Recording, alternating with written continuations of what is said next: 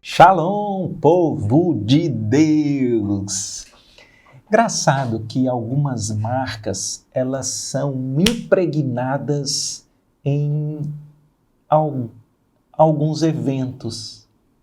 Essa da saudação com Shalom, povo de Deus, no momento de pastoreio, ela vem de anos.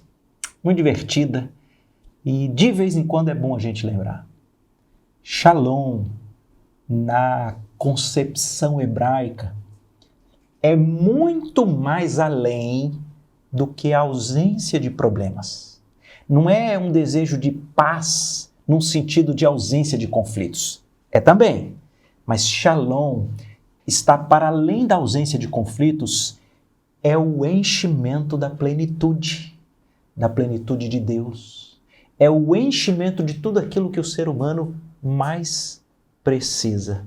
Então é muito especial nos saudarmos aqui, né? É a paz do Senhor, que excede todo o entendimento, é a graça e a paz do Senhor, não é isso? Então, te convido a nós louvarmos o Senhor juntos e, na sequência, entrarmos aqui para a nossa agenda diária com o Senhor. Vamos louvar?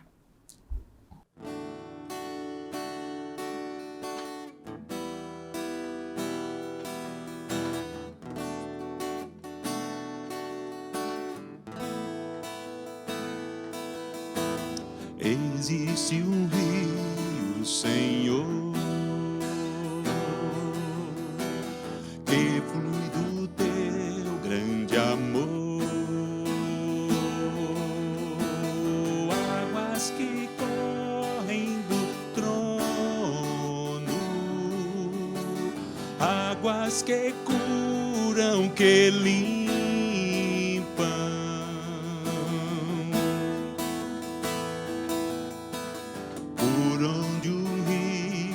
Passar, tudo vai transformar, pois leva a vida do próprio Deus, e esse rio está neste lugar.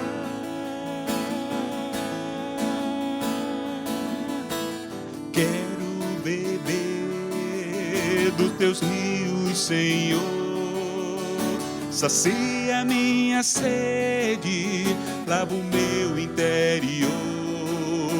Eu quero fluir em tuas águas,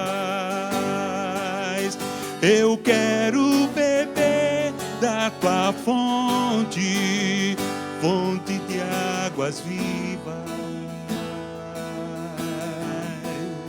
Tu és o rio, Senhor.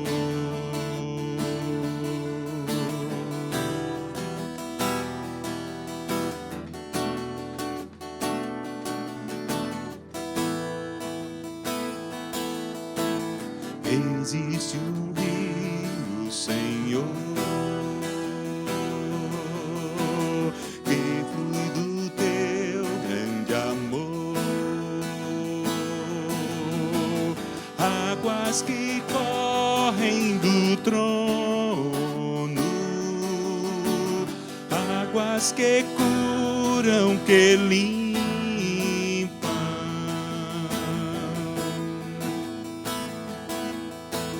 Por onde um rio passar, tudo vai transformar, pois leva a vida do próprio Deus. Este rio está neste lugar.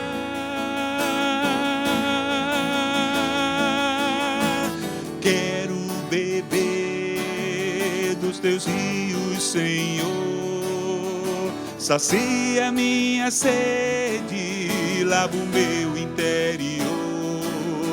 Eu quero fluir em tuas águas, eu quero beber da tua fonte, fonte de águas vivas. Tu és a fonte, Senhor. Tu és o rio, Senhor. Tu és a fonte, Senhor.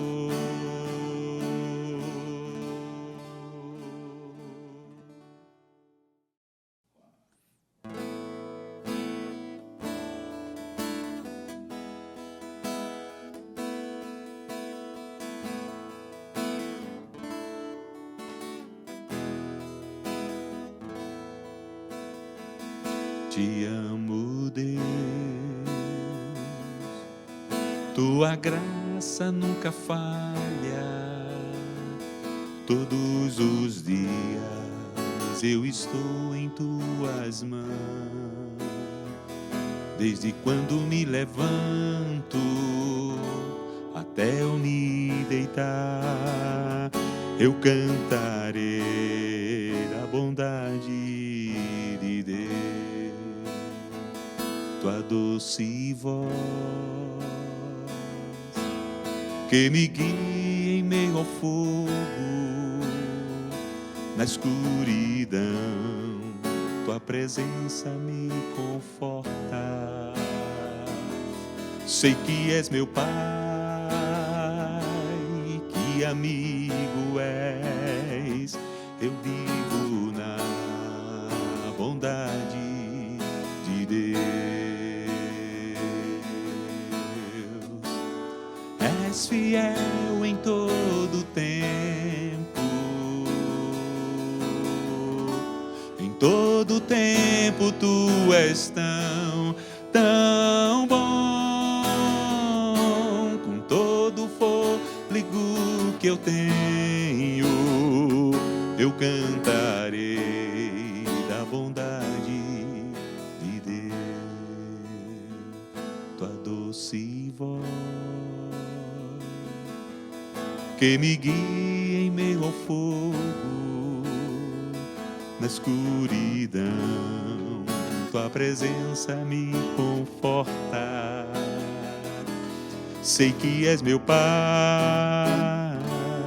que amigo és. Eu vivo na bondade de Deus. És fiel em todo tempo. Em todo tempo tu és tão bom. Com todo o fôlego que tenho, eu cantarei da bondade de Deus. És fiel, Senhor. És fiel em todo tempo. Em todo tempo tu és tão bom. Com todo o fôlego que tenho, eu cantarei da bondade de Deus. Tua bondade me seguirá, Senhor. Tua bondade me seguirá, Senhor. Eu me rendo a ti, te dou o meu ser, entrego tudo a ti. Tua bondade me seguirá, Senhor. Tua bondade me seguirá, Senhor. Tua bondade me seguirá, Senhor. Eu me rendo a ti, te dou o meu ser, entrego tudo a ti. Tua bondade me seguirá, Senhor. És fiel em todo tempo. Em todo és tão bom. Com todo o fôlego que tenho, eu cantarei da bondade de Deus. Eu cantarei da bondade de Deus. Que privilégio, que alegria louvarmos o Senhor aqui juntos, entoarmos os nossos cânticos de louvor e adoração ao nome do nosso Deus. Turma querida, estamos num capítulo muito especial, é o capítulo 22 do primeiro livro das Crônicas, e eu particularmente estou achando muito legal, porque é como se ele fosse até o exaurimento de algo que nós vimos aqui há uma semana, no capítulo 17. Deixa eu fazer essa introdução aqui, porque acho que ela vale a pena. Então a gente segue para o nosso capítulo de hoje, o capítulo 22. No capítulo 17, Davi tem uma grande ideia. Quero construir um templo. Um templo para ser a habitação de Deus. Nele nós colocaremos a arca. Ele faz um raciocínio lindo. Ele disse: Deus foi tão generoso comigo. Eu habito numa casa de cedros do Líbano. A arca está numa tenda. O profeta Natan, muito empolgado, acelerado, sem mesmo ter consultado ali o Senhor, disse: não, Davi, bom demais seu plano, bota para frente. Só que Deus, então, chama o profeta e diz: olha, diga para Davi que não é para ele construir. Não é um pecado, não é ilegítimo, mas a minha resposta para esse desejo dele é não. E nós conversamos aqui no capítulo 17 sobre esse tema. Como que você reage ao não de Deus? Em especial, quando o não de Deus é para um sonho, um desejo que lhe parecia tão legítimo, que lhe parecia tão especial, até abençoador. E o capítulo 17 revela muito para nós, porque a oração de Davi é uma oração humilde, de quem reconhece que não era nada, que tudo que tem é do Senhor. E ele roga pela graça e o direcionamento de Deus. E um grande ensino é que a gente não deve adoecer o coração quando de repente Deus não abre uma porta legítima que nós tanto queríamos. Se entregue a Deus, que tem os tempos e épocas nas suas mãos e que tem a direção de todo o enredo da história no seu trono. Pois bem, chega aqui o capítulo 22, é exatamente isso. A gente percebe que Davi entendeu, teve reflexões profundas, e ele sabe que quem vai construir, porque Deus disse por intermédio do profeta Natan que seria o filho dele. E aí então nós temos o capítulo 22 de hoje. Muito interessante. A partir do versículo 5 diz: pois dizia Davi, Salomão meu filho ainda é moço, tenro. A casa que se há de edificar para o Senhor deve ser sobremodo magnificente, para nome e glória em todas as terras. Providenciarei, pois, para ela o necessário. Assim, Davi preparou com abundância os insumos para a construção antes da sua morte. Segue comigo, porque vale a pena nós lermos aqui essa conversa. Então, chamou Salomão, seu menino, seu filho, e diz: vem cá. E Davi lhe ordenou que edificasse a casa do Senhor, o Deus de Israel. Disse Davi a Salomão: meu filho, eu tive a intenção de edificar uma casa ao nome do Senhor, o meu Deus. Porém a mim veio a palavra do Senhor dizendo: tu derramaste sangue em abundância, fizeste grandes guerras. Não edificarás casa ao meu nome, porquanto muito sangue tens derramado na terra na minha presença. Eis que te nascerá um filho, que será um homem sereno, porque eu lhe darei descanso de todos os seus inimigos em redor. Portanto, Salomão será o seu nome. Paz e tranquilidade darei a Israel nos seus dias. Este, Salomão, edificará casa ao meu nome. Ele me será por filho, eu lhe serei por pai, e estabelecerei para sempre o trono do seu reino sobre Israel. Agora, pois, volta então Davi conversando com o filho, ele estava aqui falando, né? Da palavra de Deus. Agora, pois, meu filho, o Senhor seja contigo, a fim de que prosperes e edifiques a casa do Senhor teu Deus, como ele disse ao teu respeito. Que o Senhor te conceda prudência e entendimento, para que quando regeres sobre Israel, guardes a lei do Senhor teu Deus. Então prosperarás, se cuidares em cumprir os estatutos e os juízos que o Senhor ordenou a Moisés acerca de Israel.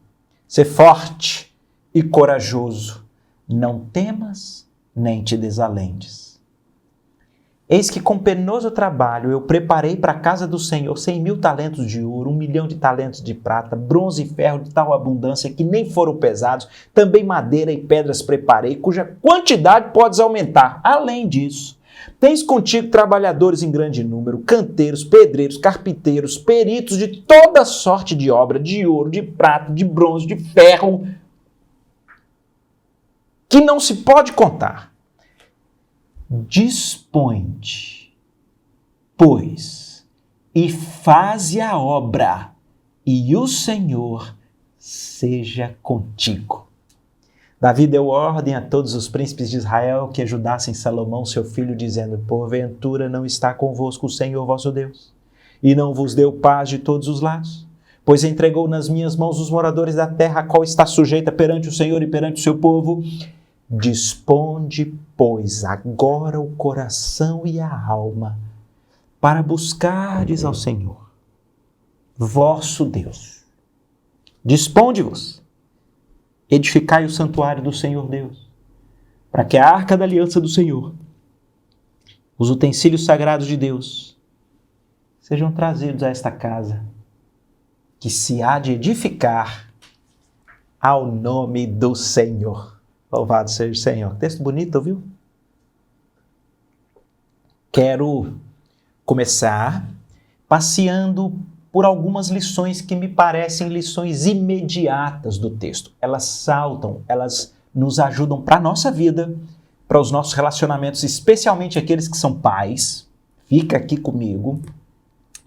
Mas eu preciso, ao final, terminar com uma lição que é imediata, ou é uma lição que parece distante porque ela é eterna, mas ela vem como uma profunda promessa e esperança aqui nesse mesmo texto para nós. Tá bom? Bem, as lições imediatas que me vêm à mente são as seguintes. Na exposição do capítulo 17, comentamos aqui que Davi recebeu um não do Senhor, mas ele se humilhou diante de Deus. Ele não adoeceu o coração.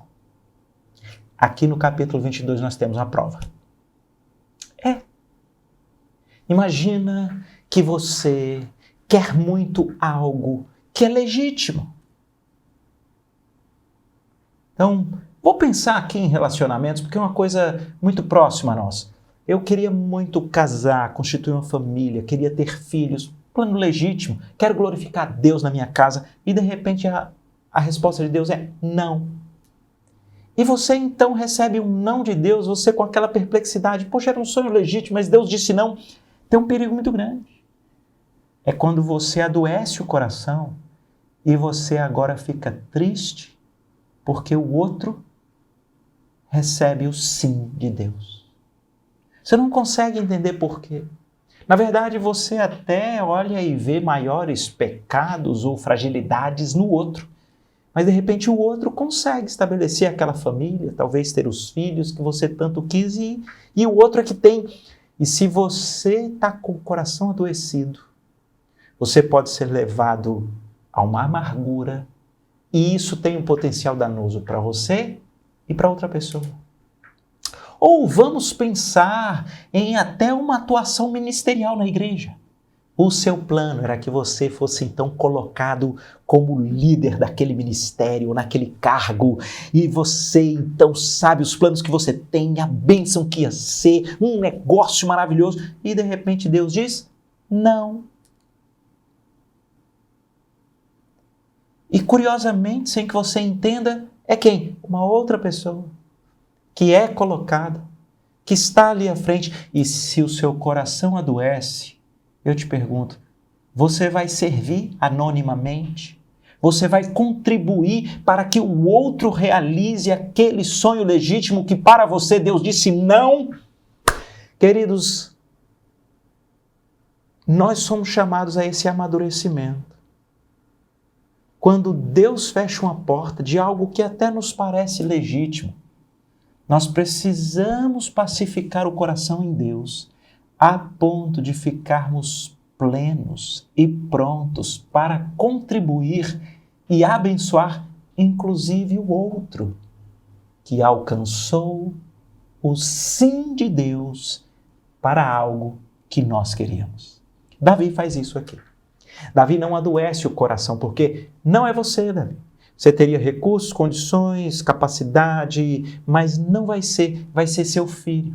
Davi poderia se embrutecer ou adoecer e dizer isso é injusto. E outra, ele não terá a experiência de vida que eu tenho, ele não conhecerá o Senhor como eu conheço, ele não fará as coisas como eu faria. Não. Davi dá um ensino aqui para nós de amadurecimento espiritual. Deus disse não, eu não vou construir. Mas o que tiver nas minhas mãos, para abençoar o outro, para quem Deus disse sim, eu vou fazer.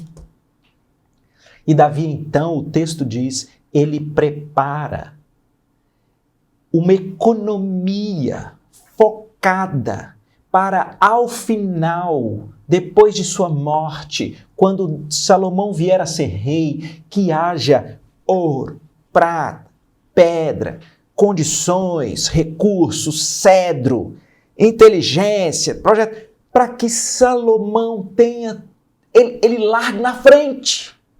Ao invés de adoecer o coração e jogar contra, ele serve. E ele serve arrumando um monte de subsídios e questões que vão abençoar. E eu queria então lhe chamar a isso. Há algo que você um dia sonhou, que você quis, você até se disponibilizou. É algo que de alguma forma na sua mente seria para a glória de Deus. Deus fechou essa porta. Deixa eu te dizer uma coisa. Se disponha, anonimamente, sirva, entregue o de melhor. É uma outra família, nos dois exemplos que eu dei, abençoe outra família. Quem sabe você que não teve, o seu chamado é exatamente para você ser um atuante num ministério infantil, abençoando filhos de muitos que não estão apresentando uma verdade espiritual da salvação em Jesus. E você abençoa os outros com tudo aquilo que você tem.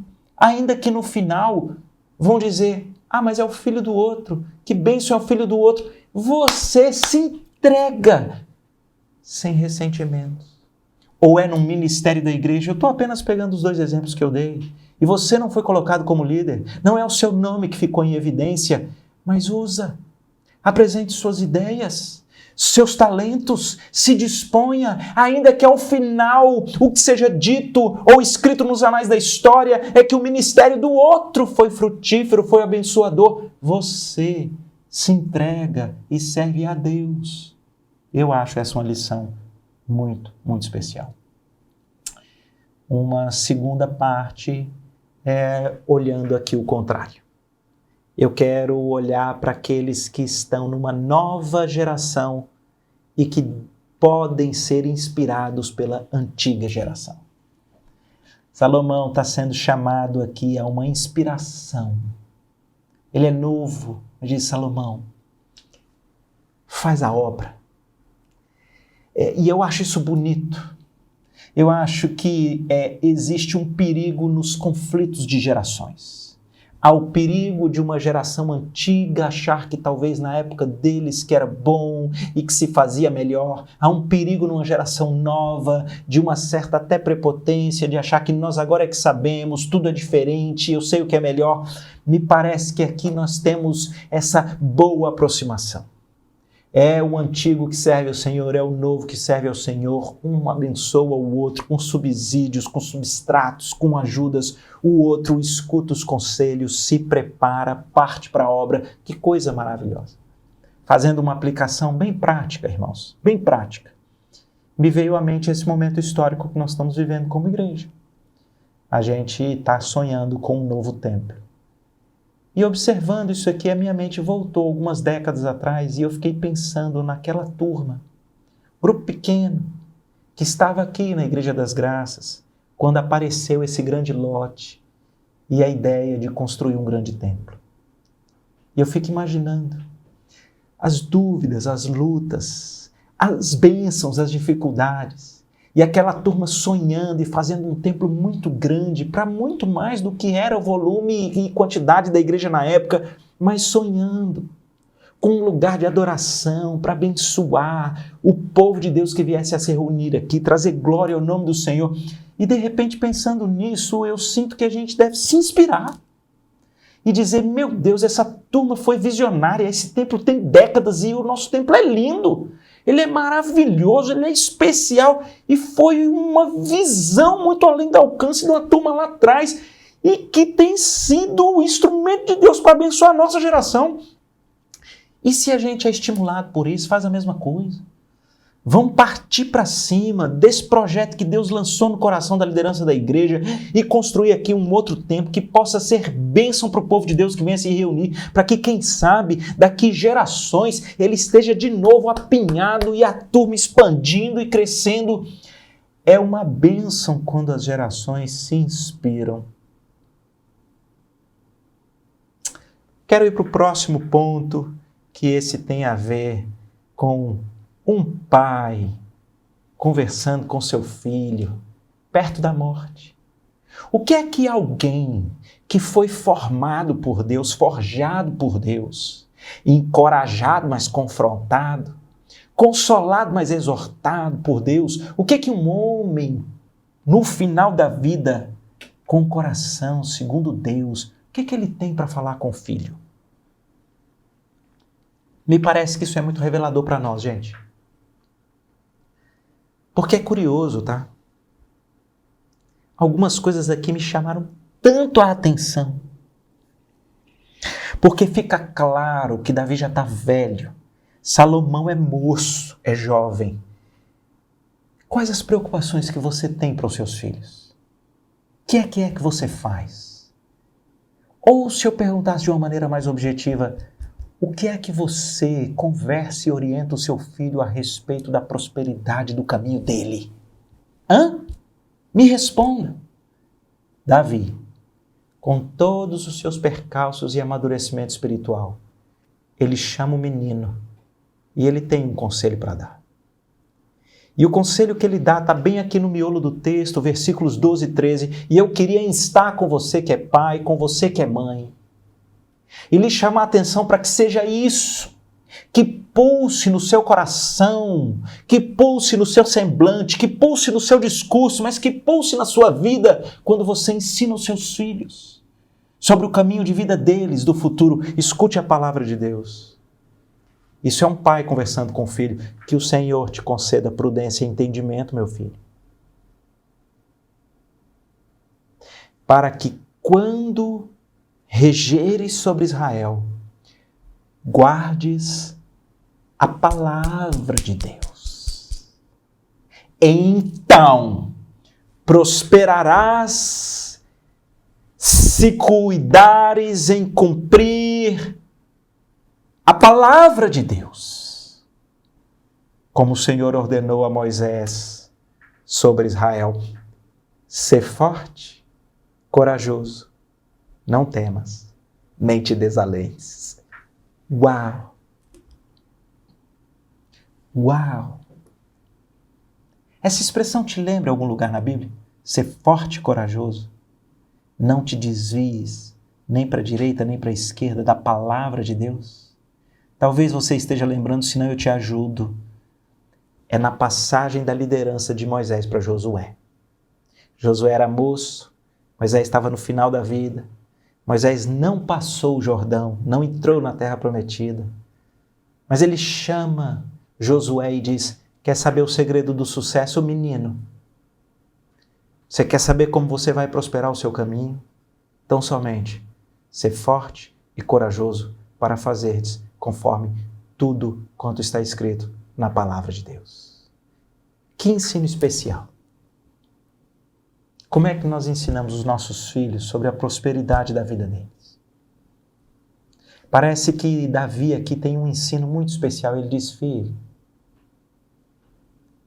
vamos orar aqui pedindo a Deus sabedoria. Você sabe um negócio aqui, um parêntese. Nós conhecemos muito a história de Salomão como aquele que, ao se tornar rei, recebe a palavra de Deus dizendo: pede-me o que quiseres, eu te darei. E o menino pede exatamente prudência e discernimento para compreender quais são os caminhos corretos. Um negócio lindo, sabedoria. Mas onde é que esse menino aprendeu a pedir isso? Onde é que esse menino aprendeu que a maior bênção que nós podemos ter de Deus é discernimento, prudência e sabedoria para viver de um modo que agrada a Deus? Aonde esse menino aprendeu? Com o pai. No final da vida, quem está aqui junto com Salomão dizendo: filho, que o Senhor te conceda prudência e entendimento, é a sabedoria. Ele ora junto com o filho, pedindo a visitação de Deus na vida do filho. E ele diz para o filho que nessa vida há uma força e uma coragem que um homem tem que ter. A força e a coragem de se submeter à palavra de Deus. Esse é o segredo do sucesso. Que coisa linda! Então prosperarás se cuidares de cumprir a palavra de Deus. Seja forte e corajoso, não temas. Querido, preste atenção que isso daqui é um negócio espetacular. Muitas das vezes a gente olha ser forte e corajoso como se fosse um certo positivismo, um otimismo exacerbado, ou então um livro de autoajuda: a força está em você, faça e aconteça. Não. Ser forte e corajoso, que é o segredo do sucesso de Josué e sua liderança, que é o segredo de Salomão e a sua liderança, é ser forte e corajoso para ser fiel a Deus, é ser forte e corajoso para se submeter à palavra de Deus, é exatamente não fazer o que quer, é exatamente não fazer segundo o mundo, é você ser forte e corajoso e não temer para se submeter ao reino de Deus. E esse pai ensina isso para nós. Eu sei que nós, pais, somos ávidos por resolver o futuro dos nossos filhos. Não sei você, eu queria. E parece que Deus é hábil em mostrar que nós não temos esse poder. Que nós precisamos orientar os nossos filhos. Que o caminho de real prosperidade é com o Senhor. Confiando no Senhor. Olha que expressão linda, gente. O versículo 19. Vê que coisa maravilhosa. Disponde, pois, agora o coração e a alma para buscardes ao Senhor. Você conversa assim com seus filhos? Se fizerem uma entrevista a respeito de qual legado, ensino, orientação, exemplo que seus pais te deixaram, seus filhos vão dizer assim: ah, meu pai, minha mãe, o ensino que ficou era: busque ao Senhor com todo o teu coração, alma, força e entendimento. Tenha coragem, força para se submeter à palavra de Deus e ao reino de Deus na sua vida. Clame a Deus por sabedoria, prudência e entendimento. Assim você vai prosperar o seu caminho. Uau! Que ensino, queridos. Que nós, como pais, possamos inculcar na vida dos nossos filhos o segredo do sucesso. É claro que aqui Tem uma coisa muito legal, porque ele quer que o menino seja homem. Porque ele faz essa oração maravilhosa, pedindo para Salomão sabedoria, orientando ele a se submeter à palavra de Deus. Mas no final do versículo 16 ele diz: dispõe-te, pois, e faze a obra, e o Senhor seja contigo. Vê que massa! A gente vive uma geração, às vezes, de moços letárgicos. A turma não quer pegar a mão, não pôr a mão no arado. E esse pai aqui, ele está animando o filho. Ele dizendo, é vontade de Deus? Parte para cima, menino, porque Deus é com você. Deixa eu só dizer isso aqui de maneira muito rápida, mas você que é pai, você sabe disso, mas nós precisamos aprender a estimular os filhos. Imagine um pior cenário, isso daqui é um argumento do absurdo. Eu amo tanto meu filho que eu vou sempre escovar o dente dele. Não vou ensinar ele a escovar sozinho, porque eu escovo muito melhor. Não vou deixar ele fazer a higiene dele sozinho, porque eu faço muito melhor. Não vou. Você já pensou que coisa tétrica que seria esse marmanjo em que você está lá fazendo tudo? Então, ao mesmo tempo que ele diz que o segredo do sucesso é o coração dele buscando o Senhor, sabedoria do alto e coragem para se submeter à palavra de Deus, ele convoca o menino a crescer. Cresce, cidadão. Você põe a mão na massa. Desenvolva, faça. E muitas das vezes eu acho que nós pais erramos por isso. No afã de querer resolver o futuro deles, nós acabamos não os amadurecendo para o desenvolvimento pessoal, para a assunção de responsabilidades. E isso pode ser uma falha, né? Um nível de proteção que ele é exacerbado, ele é danoso. Dispõe-te, cidadão. Parte para cima. Faz aquilo que está nas tuas mãos. Agora faz buscando ao Senhor de todo o teu coração. Faz clamando a Deus prudência, entendimento e sabedoria. Faz com coragem e força para se submeter à palavra e ao reino de Deus. Louvado seja Deus. Um espetáculo. Olha aí, veja, eu mesmo já dei tanta aula em EBD de pais e filhos e família e eu nunca parei nesse texto, gente. Um negócio espetacular. Mas precisamos caminhar para o fim. No início eu falei que nós iríamos conversar sobre essas lições imediatas, elas surgem do texto. Mas tem uma coisa aqui que deveria nos chamar a atenção. Davi fala, e é verdade, porque aconteceu lá no capítulo 17, que Deus aparece para ele, final do versículo 10, e Deus disse, estabelecerei para sempre o trono do seu reino sobre Israel.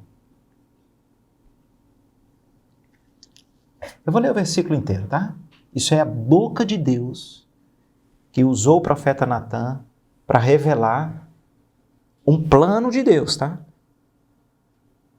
Este edificará casa ao meu nome. Ele me será por filho, eu lhe serei por pai.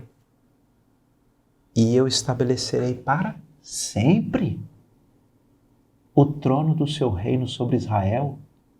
Ué, quem é esse filho de Deus com um reino eterno? Parêntese. Você que acompanha aqui o livro das Crônicas já deve ter ouvido. O livro das Crônicas, ele não foi escrito antes ou contemporaneamente aos acontecimentos. Na verdade, ele foi escrito depois da volta do povo do cativeiro babilônico. Só o cativeiro do reino de Judá foram 70 anos. E até chegar no cativeiro foram vários reis depois de Davi e Salomão. Quer dizer que nós estamos falando de séculos depois que o próprio Salomão já tinha morrido. Que discernimento é esse que o Espírito está dando ao escritor? Porque eles mesmos sabem que Salomão mesmo não está vivo.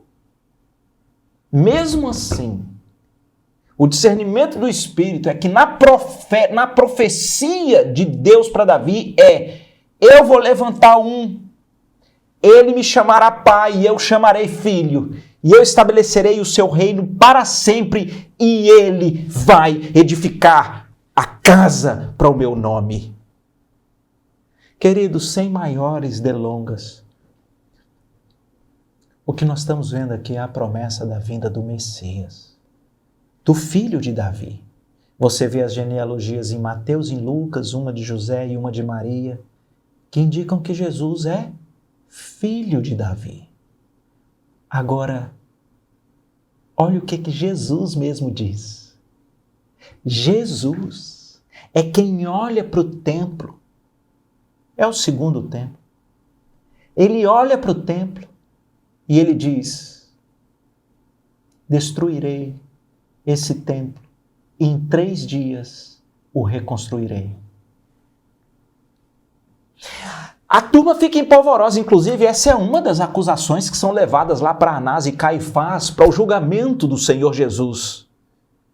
Mas a Bíblia diz que ele estava falando do seu corpo.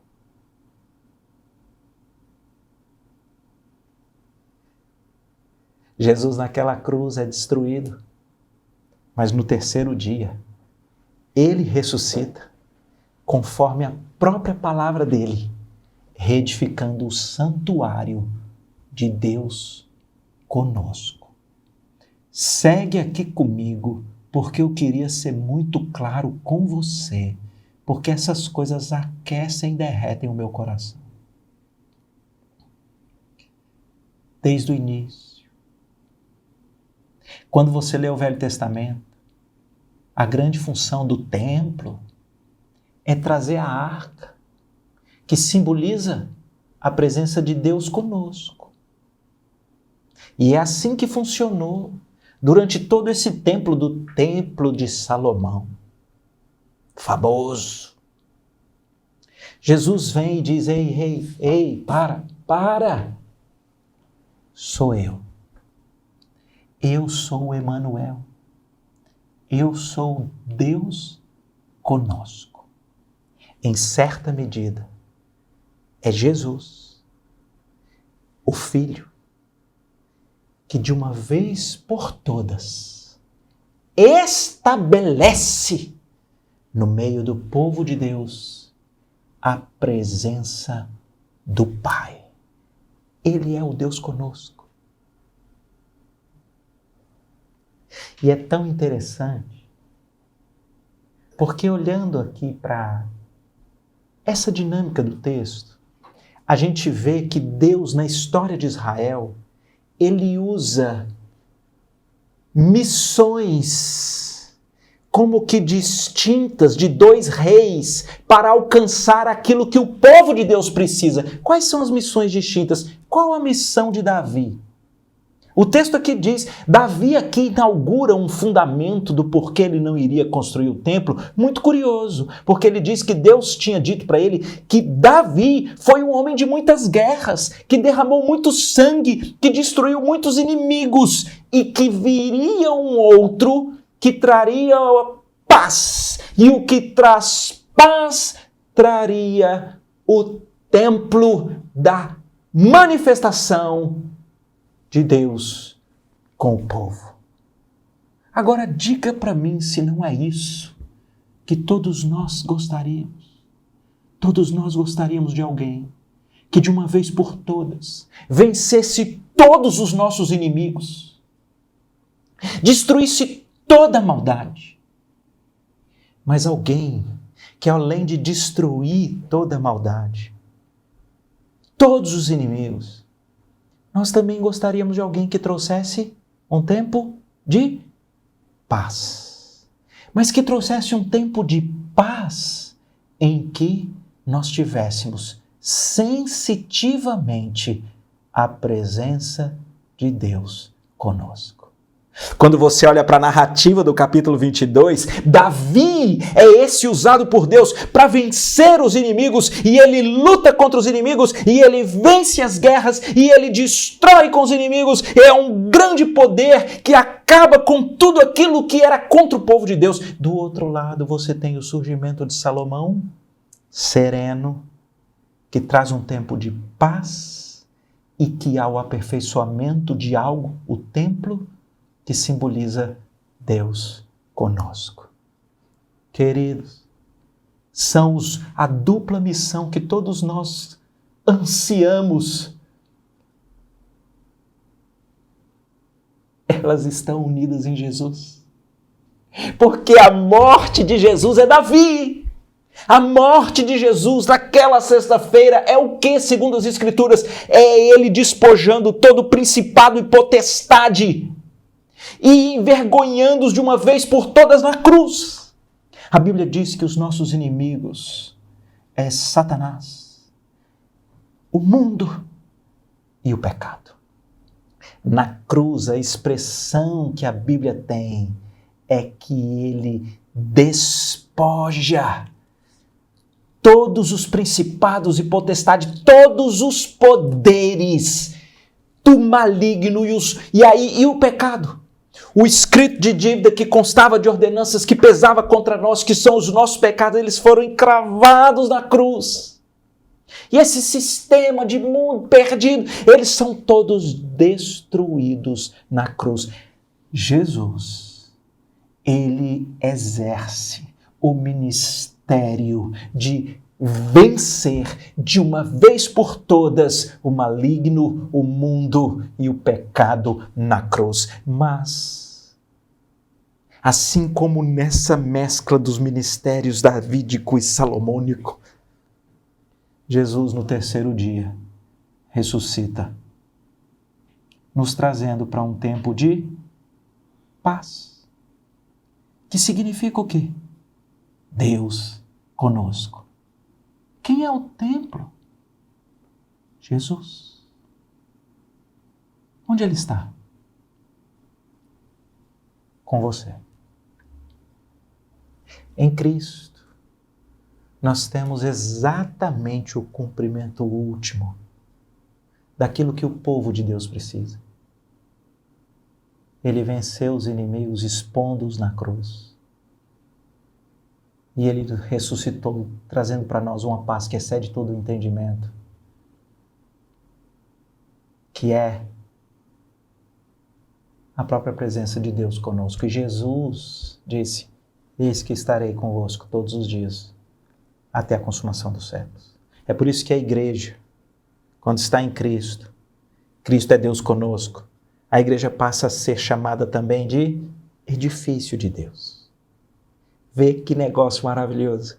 E aí eu posso olhar esse texto, onde Deus disse para Davi: ei, vê só, eu vou mandar meu menino, e ele vai ter um reino estabelecido para sempre. Ele veio, queridos. O nome dele é Jesus. Ele destruiu os inimigos e ele nos trouxe paz, a presença reconciliada com Deus. E ele reina eternamente. Vamos orar. Pai querido, é tão especial usar as lentes da revelação das Escrituras para entendê-la. De repente, o capítulo 22 do primeiro livro das Crônicas, ele salta. E a gente exalta o cumprimento dessa profecia. O Filho veio. O reino está estabelecido, ele é eterno e nós já podemos desfrutar dessa habitação de Deus conosco em Cristo, quando ele é Senhor e Salvador da nossa vida. Aplique essa tua palavra, Pai, em nosso coração, em nome de Jesus. Amém. Queridos, para terminar, queria te convidar a colocar esse assunto aí que está na sua mente, essa questão, no altar da graça do Senhor. A Bíblia nos convida a apresentar todas as nossas petições pela oração e pela súplica no altar. E diz algo curioso para fazermos isso com gratidão no coração. Vamos fazer isso. Pai querido, eu possivelmente estou nesse momento me unindo aqui virtualmente com alguém que vem carregando esse assunto, essa questão, esse peso, essa dor, essa luta, essa mágoa, essa angústia. E eu queria me unir, Pai, com essa pessoa querida, entregando no teu altar. essa petição com oração, com súplica. Mas eu queria fazer essa coisa curiosa que a tua palavra nos estimula a fazer. Queria te agradecer. Queria te agradecer por aquilo que o Senhor vai fazer com essa doença. Queria te agradecer por aquilo que o Senhor vai fazer com esse problema aí de relacionamento complicado. Queria te agradecer pelo que o Senhor vai fazer com essa pessoa querida que está em maus caminhos desviados. Queria te agradecer com aquilo que o Senhor vai fazer com esse problema financeiro que parece insolúvel. Queria te agradecer com o que o Senhor vai fazer com essa tristeza esquisita que parece que não vai embora. Queria te agradecer, porque se nós não entendemos o que está acontecendo, nós podemos entender o Senhor é eterno, o Senhor é misericordioso, o Senhor é bom e o Senhor é capaz de unir essas coisas que a gente não entende e ao final produzir o bem. Porque nós te amamos. E essa é a tua promessa. Então estou entregando no teu altar em nome de Jesus. Amém. Que Deus te abençoe, querido.